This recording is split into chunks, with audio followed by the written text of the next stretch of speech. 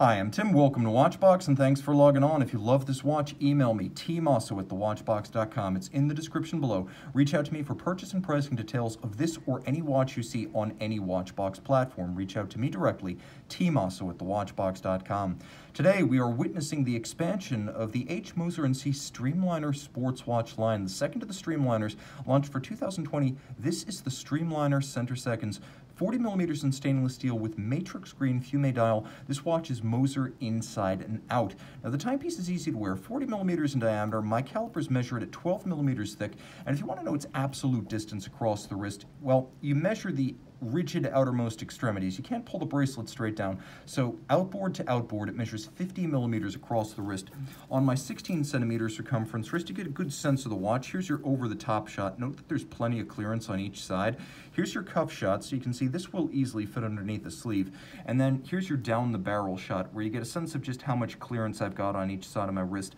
I would recommend, even if your wrist is 13.5 centimeters circumference, if it's oval in profile, you try this watch, because I do think it's going to wear well and fit securely. Taking a quick look at the bracelet, it seems like bio armor, perfectly interlinked, seamless, countersunk, and fluid. It's like the armor of an armadillo or some sort of ancient apex predator reptile, invulnerable to attack. This is invulnerable to discomfort, as I can't imagine a bracelet feeling more fluid and silken. It's almost like a piece of silk or fabric rather than chainmail, which properly speaking is exactly what this is.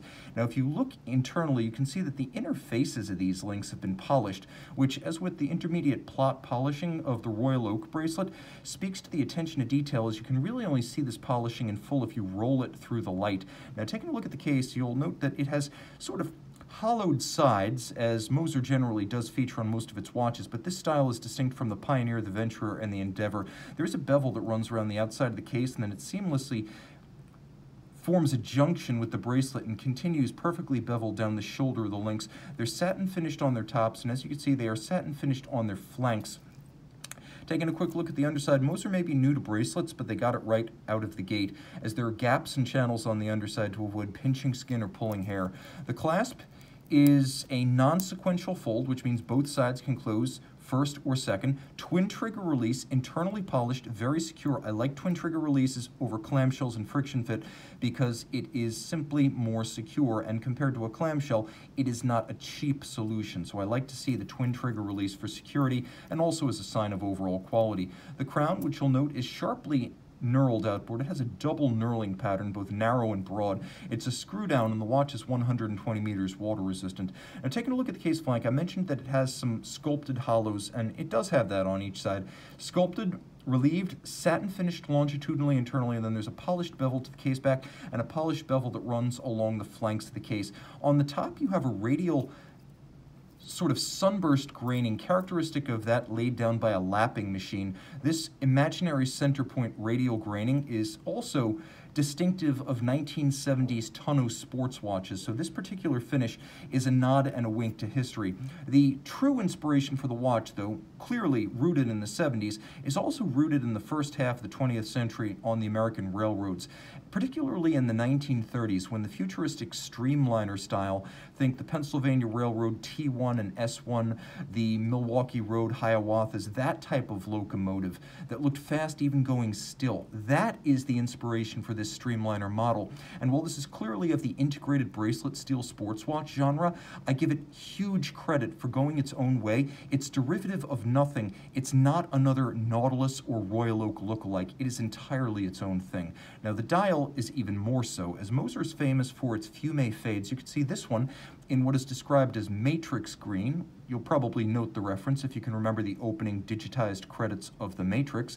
The Matrix Green fades to almost black at its edge. You can see there's a racing style staggered checker outboard. So if you're familiar with the racing dials of Omega chronographs of the 70s, you can see that sort of staggered checker pattern in between the individual polished applique indices for the hours. Now the dial is also a sunburst, which means the light catches it and explodes. Minimal printing. You have Moser Cie, and that is it, unadorned. Rolex should take note. Who needs a tome on the dial? You already know what it is. even if I cover the logo. That's good design. The hands are three-dimensional, and you can see that the minute hand has actually been manually rolled, and on top of them, you can see they're black polished, you have this material known as globalite, which is fundamentally ceramic, but it's a solid block of lume, which means the watch has a wonderful glow after dark, which we will explore. I should also mention, if you take a close look, you can see that the profile and cross-section of these blocks of globalite actually match the shape and aspect ratio of the individual indices. So there is design continuity throughout. Inside the case, bidirectional winding via a magic lever-like pawl winding system. We have the HMC 200 movement. Remember, the Streamliner flyback that came out in early 2020, that was powered by an Agenour movement, the Agengraph. This is Moser's own movement. Bidirectional winding, 72-hour power reserve, beats away at 21,600 vibrations per hour, and pivots on 27 joules. It does feature stop seconds, screw-down crown. It is water-resistant down to 120 meters. And as you can see, it features a full balance bridge and a free-sprung index, so it's particularly shock-resistant. And Moser, of course, being a fully integrated manufacturer through their precision engineering subsidiary, they're creating the balance, the hairspring, the escapement. They're building the entirety of it, not just the movement bridges and plates. You also note that it's a good-looking movement with a rotor that's combination brushed satin with media blasted hollows. There's double crested Cote de Genève across the bridges. There are bevels, mostly machined, but handsome and well done across the bridges. There's engine turning on the base plate, and all the screw heads are black polished. You'll also note that there is satination for the wheels as well as the spokes of the wheels. It is a good looking movement and a good looking watch. One of the best new watches of 2020. It's an all-arounder and an original. Email tmosso at thewatchbox.com for purchase and pricing details of the H. Moser Cie Streamliner Center Second. And we're back with the Streamliner Center Second. You can see that globalite material by night.